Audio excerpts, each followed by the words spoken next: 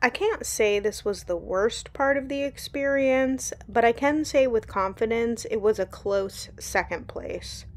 When I was a kid, I had a friend whose parents were, as we used to say, old school. Today, you'd call them abusive.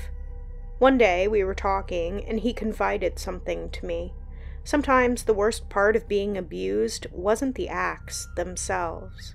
No, the worst part, to him, was the times after things had simmered down. After the apology, after the broken plates were cleaned up and ice packs applied to black eyes, that sudden switch being flipped, and that person who was a monster an hour ago was suddenly happy, like nothing ever happened.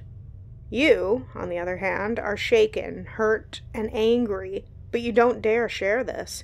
You don't want to do anything to break the golden peace that has suddenly descended. I never really understood what he meant, my home life being pretty standard. But I do now. When I saw Harold next, it was like nothing ever happened. He even praised my performance, telling me he made a profitable side bet on me because he knew I'd make it. I wanted to reach down his throat and rip out a kidney. I wanted to scream at him loud enough to peel the dead flesh from his bones. But I didn't. I smiled, I agreed, and I laughed off the murders of men who may have had their faults, but were close enough to being my friends that they actually showed up, no questions asked. So, the only fight I need you for is this next one. After that, if you want to opt out, you are more than free to do so, kid. I'll have plenty of new faces like yours, he says, playfully slapping my face. His touch makes me want to vomit, but I don't let it show. I haven't decided yet, honestly, but the money's good, so I think you'll see me around. I lie. So what we're looking at is a Royal Rumble kind of thing. A bunch of guys on your level, give or take, with the last thing standing walking away with a contract and a cool $1 million in cash. Harold's grin gives me a flash of him killing the clown, and I'm not sure I succeeded in keeping that off my face. Don't worry, kid.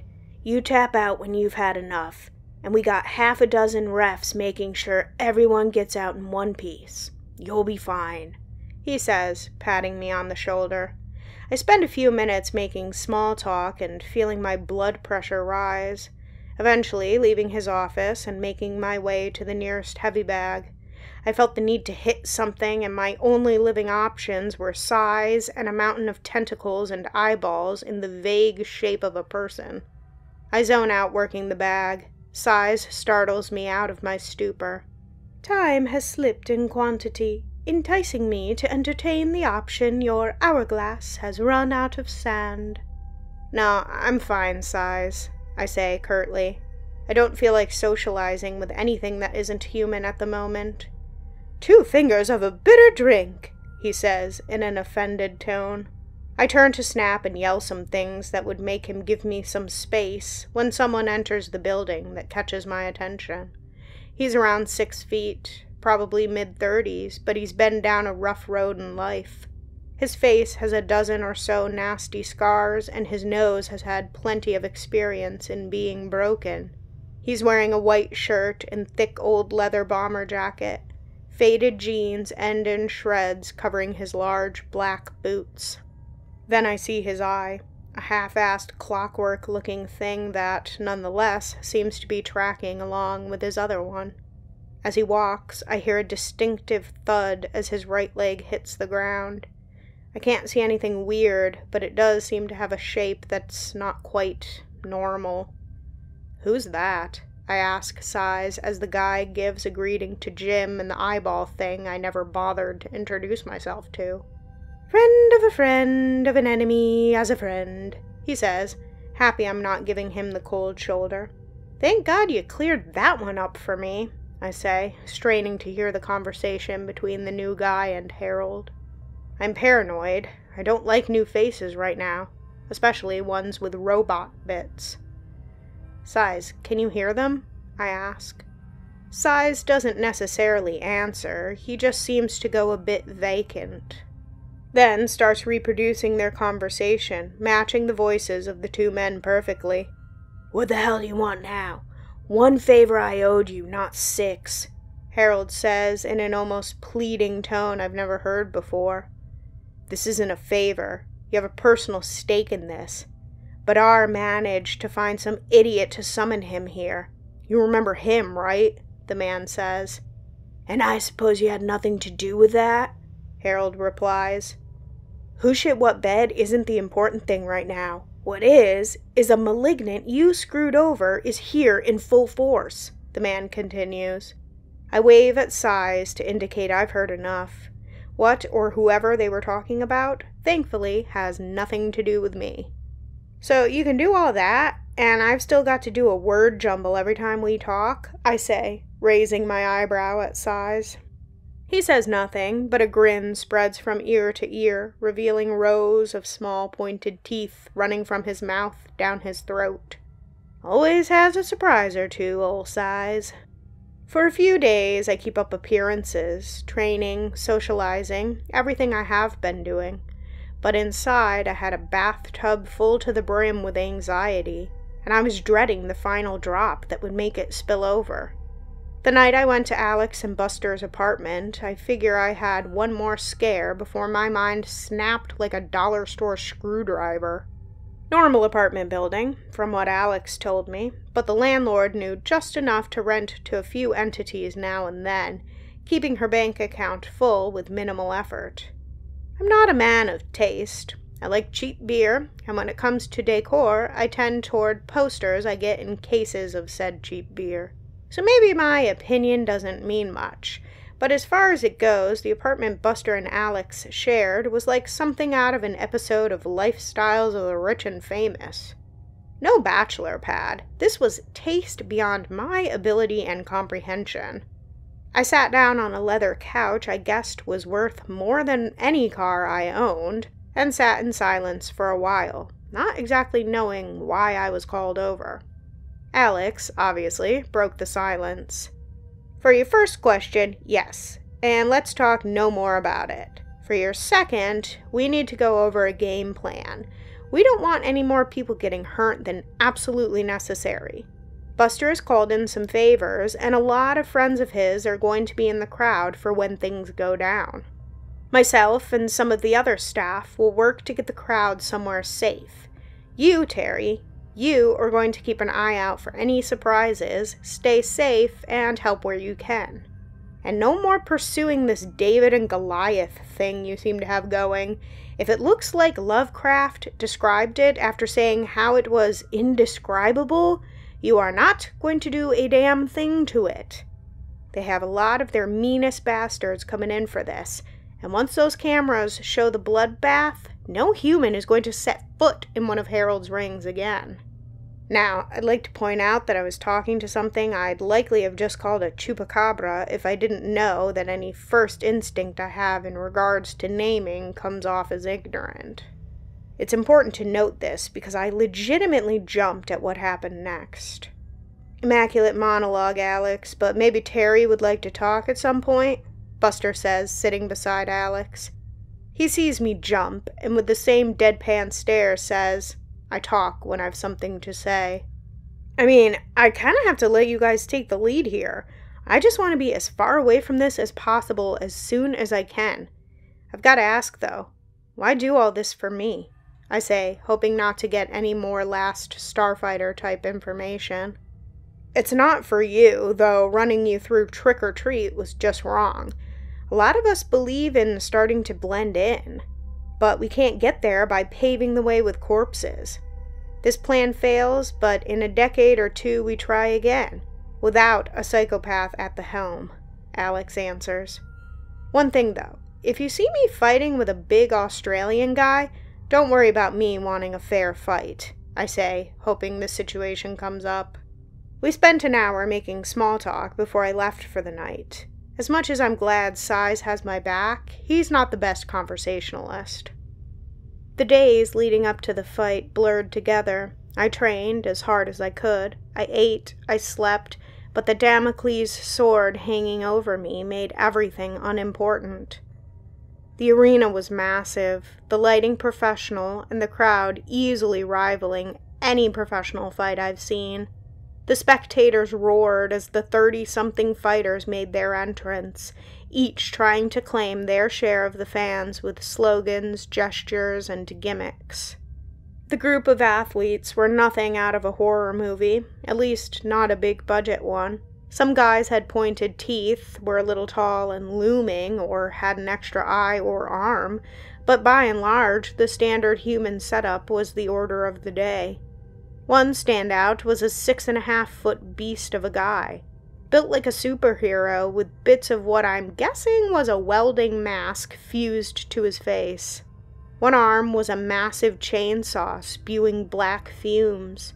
He wore a pair of blue overalls with what I wanted to believe were oil stains. Just as I got ready to become a member of the Brown Pants Society, the guy detaches the saw, places it under the ring, and replaces it with a massive flesh-and-blood hand that looks to be past its sell-by date. He sees me staring, and as we enter the oversized ring, he points at me threateningly. I give him a hand wave to convey, "Nope, not interested," and I see an actual smile spread on his burned, scar-encrusted lips. Low and discreet, he gives me a thumbs up, then points to Size.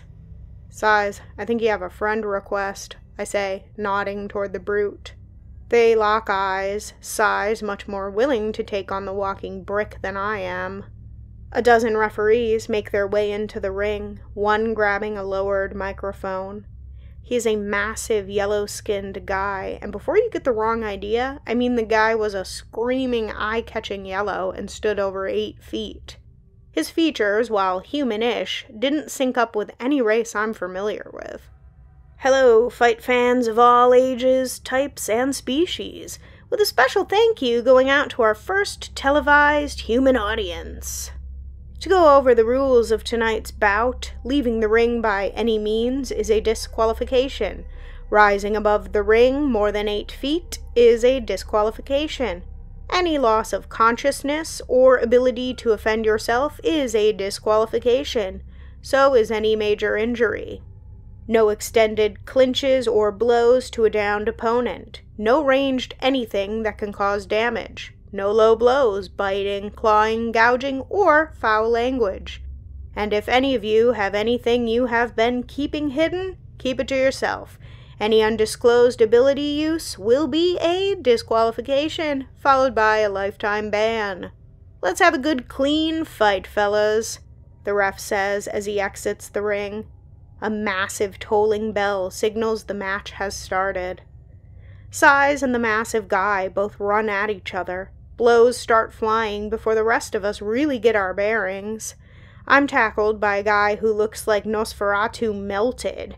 We scramble up from the ground and I throw an uppercut that shows me I'm not fighting some kind of ancient bloodsucker. It rocks him. He reels back and spins, trying to regain his balance. Once he is facing the featureless man behind him, said mannequin-looking guy hits him with a right cross that sends the not vampire into a mosh pit of fighters, striking out at just about anything. Size flies by me, hit by the overall-clad giant. I launch a kick to his knee that hits him unaware. He stumbles and starts to turn. Size leaps on him like an alley cat, and I turn to face a large, shirtless bald man with a wicked pointed grin. I step toward him and his body splits vertically to reveal a massive snapping maw. Instinctively, I back away, then stop. He's psyching me out. "Go ahead and bite. One less guy to outlast," I say, moving forward. The man laughs with both mouths before a thick, muscle-bound tongue launches from the maw, grabbing me by the neck.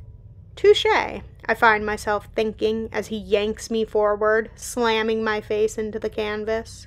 He yanks me forward, reeling the tongue in, but I'm ready for that. I propel myself forward, landing a headbutt to his jaw, then 2 more for good measure. A ref is in before he hits the mat, removing him from the ring. I find myself proud to have gotten the first KO until I look around and see at least 10 people missing from the fight already. As the numbers dwindled, the fights got more technical, more cautious. I find myself wondering how I will know when the real show starts and the real blood starts to be spilled. I didn't need to wonder. The building went from a cheering crowd to dead silence when the first massive burst of red light happened. It left nothing more than a slaughterhouse floor of viscera in the 20-foot area it affected. A few more of these bombs go off, and the crowd turns from silence to screams. Then there is the sound of gunfire, electricity, and noises I can't even guess as to the source of. It was clearly SHTF time. The fighters stand in stunned silence. Anyone who isn't a psychopath, now is your chance to prove it. Otherwise, get the hell out of my way, I say, intending to continue when a high-caliber bullet explodes a dinner plate-sized chunk of the ring at my feet.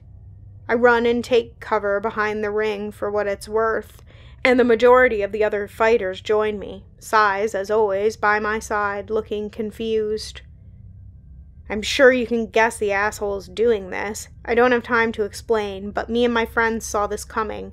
We need to get any civilians out, humans, entities, whatever. Then we can deal with these guys.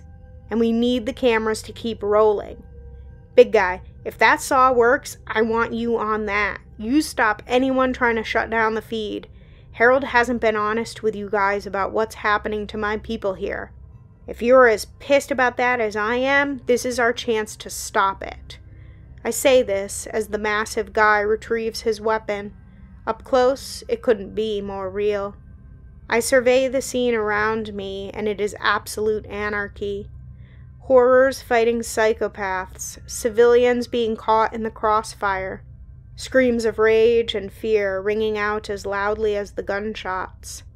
My ragtag little bunch of misfits starts to break cover, and then we hear it.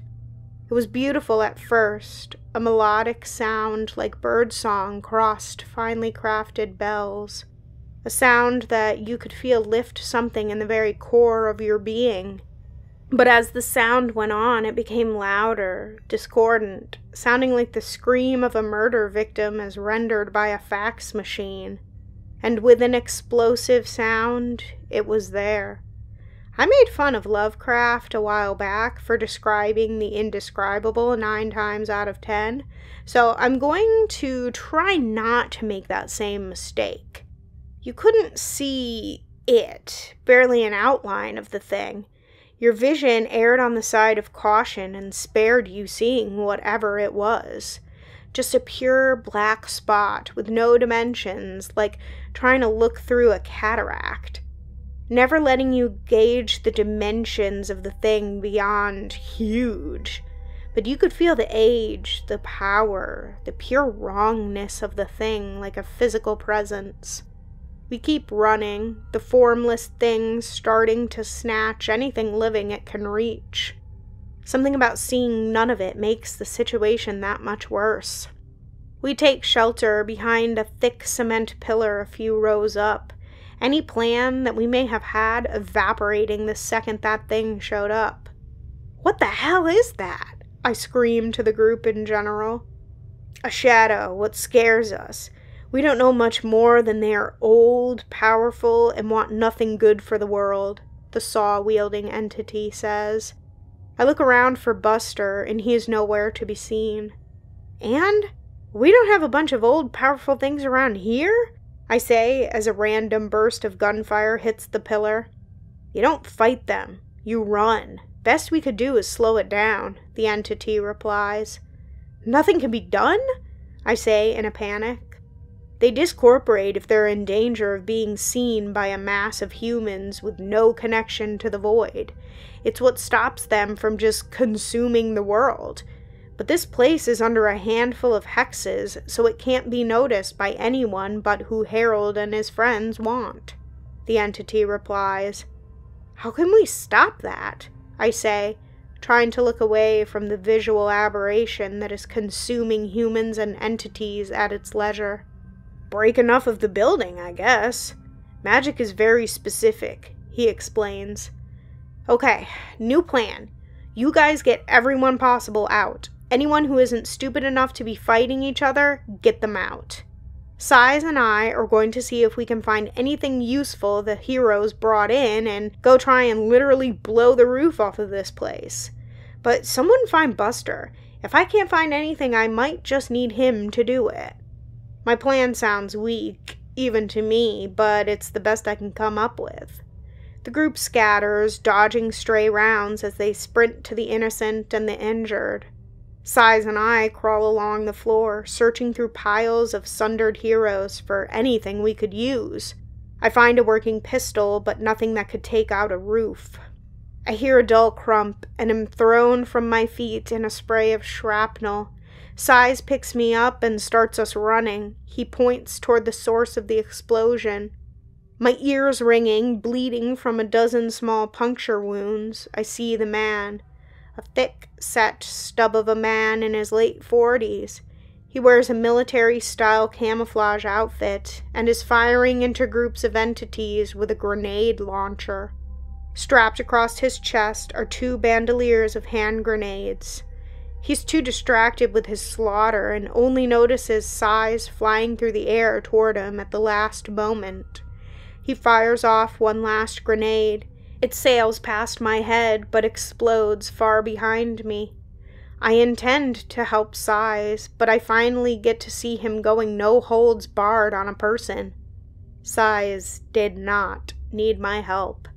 Size pins the man, then pins his waddled neck between his thumb and forefinger, tearing it from the man's shoulder as if he was a dandelion.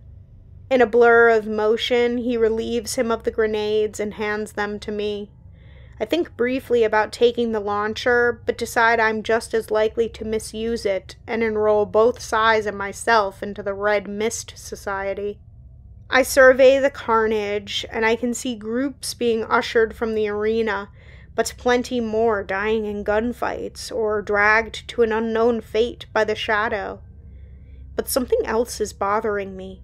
Something is changing the building. Colors are getting darker. The walls and floors are starting to develop thick, black veins, and the air is starting to reek of ozone and rot.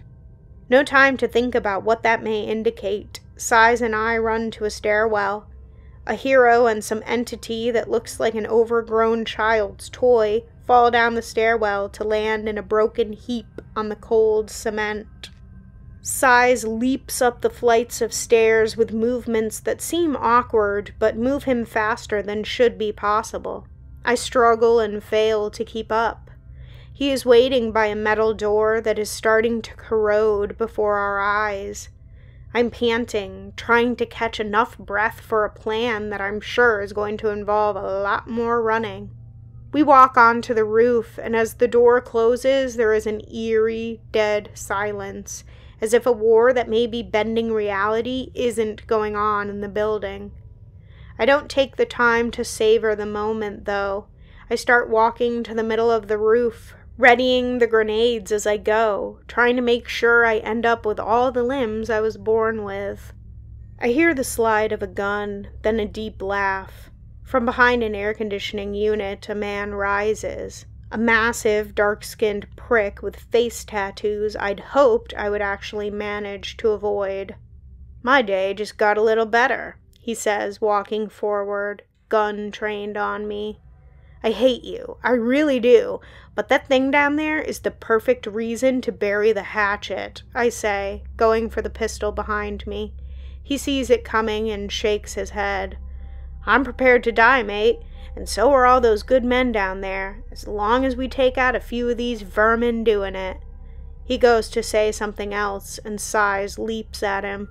He drops his oversized pistol, grabs some small brass totem, and holds it out. Size stops dead, transfixed upon the bauble. "See, you have to know about these things before you go hanging around them. Take your little friend here. He just goes crazy over the right little trinket. He's pretty tough, too, but you know that. What you don't know is the one really easy way to take one out." He smiles and tosses the trinket over the side of the roof. Size, without a thought, follows it, leaping from the roof. It's a high fall. I hear the wet slap of sighs hitting the pavement, and something breaks in my mind. I don't even think about the gun I have.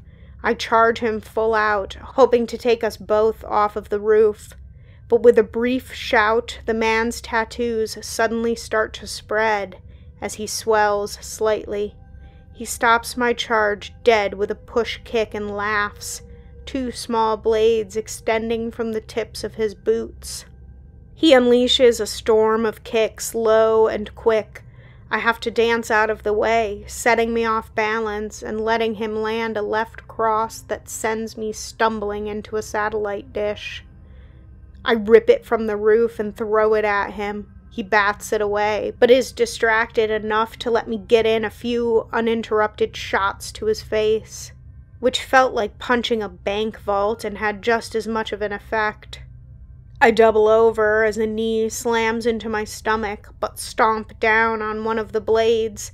It snaps as the man hip throws me into a rough tumble, landing against the cement housing for the door to the roof. A kick flies toward my midsection and I drop to the ground. The blade shatters on the cement, embedding shards in my sides. I stand, ducking a massive right hand and getting inside the guy's guard. I start hammering his ribs and have just enough time to wonder why he isn't defending himself before I hear the shot. A wave of hot pain and nausea hits me. I'm stumbling backward, blood pouring out of a hole in my stomach. One hand goes to my back, where there is a shot glass-sized, ragged exit wound. He fires 2 more shots, much to the same effect. My legs give out, and I hit the ground face first. I try and look up and see a steel-tipped boot, bladeless but still massive, slam into my forehead. I stop hearing for a moment, and my head hits the ground. Blood pours, and by the way my forehead rests on the ground, I can tell something has broken in a major way. I roll onto my back, trying to find some last burst of energy before my lights go out, but none comes, just a blinding pain in my abdomen and a 1/2-inch wide crack in my forehead. The hero is ranting, but that is so far away, like an argument in the apartment next door. I give up on the fight, trying to find some kind of peace in my last moments. Then I see it. Buster, looking bloodied and beaten beyond what anything should be able to survive, standing straight and walking like he owns the place out of a doorway. He looks to me, then the hero, then shakes his nearly skeletal head. I try to watch the conflict, but I keep passing out for a few seconds and coming back. The 2 combatants tear into each other, no rules, no honor. I come to and see the hero get a cheek ripped off. Next time I'm lucid, the Australian has one hand jammed into Buster's stomach. The next, the 2 of them are scrambling and grappling on the ground, both too torn up and broken to fight in anything but the most animalistic way. I try to rise again, vomiting blood and other fluids that concern me more. But I start to stand. The pain threatens to cramp my entire body, but it is only a threat. My head is spinning, but I'm not blacking out. Somehow, I'm on my feet. I'm neither spry nor mentally sharp, but I'm moving. The 2 fighters, locked in the closest embrace this side of sex, take no notice of me, nor the chunk of cement I pried up from the roof. I pick my moment, still thinking it may be my last, waiting till the hero gets Buster on the ground. I repay my head wound tenfold, and the hero falls to the side, clinging onto life by his fingertips. I help Buster, who looks more like a gore-laden skeleton than anything resembling human, up. "I knew it," he says with a gurgle. "You're going to be fine. Kinda. You don't have anything patching you up, but you do have something keeping you going." "When does the pain stop?" I say, vomiting again. "Wounds like that? On someone only touched by the void? A year or 2 if you're lucky. If we survive this, that is." He tries to laugh, but it comes out as a disturbing rattle. I waste no time finding the grenades. I pull the pin on one explosive from each bandolier and throw them in the rough center of the roof. They function as grenades actually do. One goes off, leaving a dent in the roof. The others scatter, being Proctor against unintentional ignition. The roof itself is less pretty, but perfectly fine. Fuck! I scream in frustration. Buster, can you do your thing here? I say nervously. On my best day, it'd take me a week. Right now, not a chance. Mass and leverage still exist, kid, he says. I hear a whisper. I look to what I assume would be the body of the hero.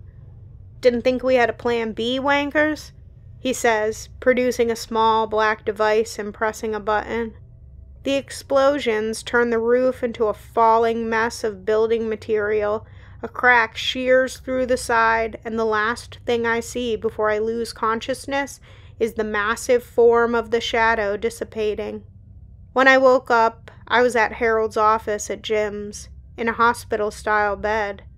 My body ached. I could feel the gunshots, the head wound, and a slew of other injuries I must have sustained in the fall. A floor-length mirror sits against one wall. It is there I finally get to see myself after the battle. I have a crack running down one side of my forehead, brain just barely visible. I open the robe and see 3 dark holes in my stomach. I turn around and see the torn meat of the exit wounds on my back. One of my pupils is dilated completely, the white a dark clotted blood red, and my tongue is ragged at the end, almost snake-like. Buster enters the room, Alex close behind him. Don't worry, we're going to get all of that taken care of. You'll be looking pretty again in no time. Nothing we can really do for the pain, though, Alex says. No, I want to keep the wounds from that night. Don't fix anything I can live with, I say, still looking to the mirror. Why? Alex asks. I didn't go through all of this shit for nothing. You talked about doing all of this again, right? I'm in on that. I don't care how long it takes. That kind of shit isn't going to happen again. I'm going underground with anyone that wants to come with me, I say. And this is where my story ends. I'm something else now, and I have plans, which, my friends, is why I've displayed my story for all to see. If you consider yourself a fighter, an athlete, or even a gym rat, there may be a day far in the future where you hear rumors of strange things happening at Halloween. Don't disregard these stories. They may have started as stories told by old guys who took too many blows to the head, but now you may find yourself seeing a man who has no right to be walking, and I'll make you an offer. But you, unlike me, will understand the stakes, the consequences, and if you agree, you get no sympathy for how things turn out for you. So, in closing, never forget, weird things do happen on Halloween.